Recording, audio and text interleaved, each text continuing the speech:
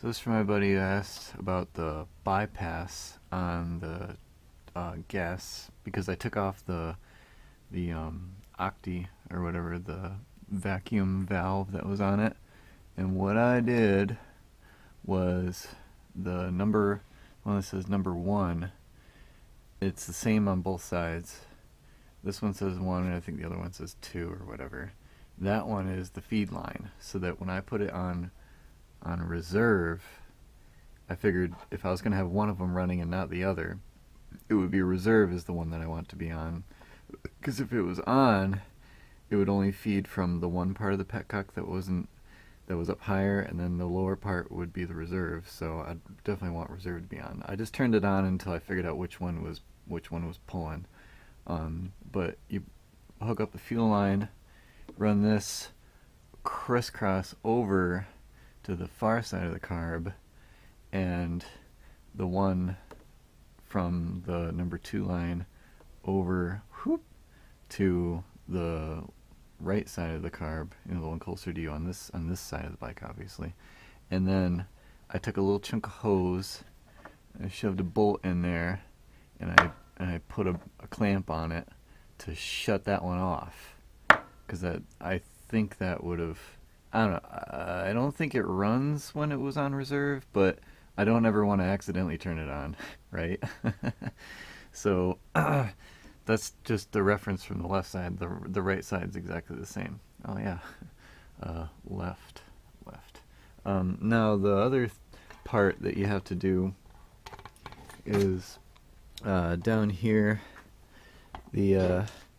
Obviously the vacuum that goes to the advance still goes to the number 2 carburetor, and the one that was running the vacuum line, the one that comes from the engine crankcase down there, I just put a hose on it and I plugged it, because you're not going to need it anymore, but you don't want to lose vacuum, because it wasn't going to be sucking or blowing and just moving tons and tons of air. It actually was like pulsating, I think, and that was how it moved the vacuum or whatever, or something like that. But you don't want it to be losing air, vacuum in the crankcase. You've already got a breather. This is the hose. I just shoved a hose on the breather just to, it spits out freaking moisture when I'm not paying attention to it, because usually this right here is going into the bottom of the airbox, and it's just like collecting at the bottom, and it pisses out the bottom of the airbox through a little hose. So this right here, I just took it, and now I'm shoving it down into that little hole back there. Yeah. And just keeping it fucking out of the way. Boop. There. Gone. It looks like it's meant to be there like that. And the bike's been running like that. Fine. So, the one line from this side goes shoop over there. The other line goes shoop over here. And then, so now it's really easy to take on and off the tank. Just pull the 2 hoses, bend the hoses off to the side a little bit, and lift it right off, and it comes right off real easy. Aside from the fuel sensor. That still works, by the way. And I removed the clamp that held the vacuum valve on it, because you don't fucking need it.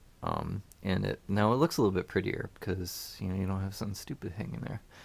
I hope that helps. If there is anything else that I can elaborate on, I've been adding little videos here and there of bypassing the headlight relay and getting rid of the tip over switch.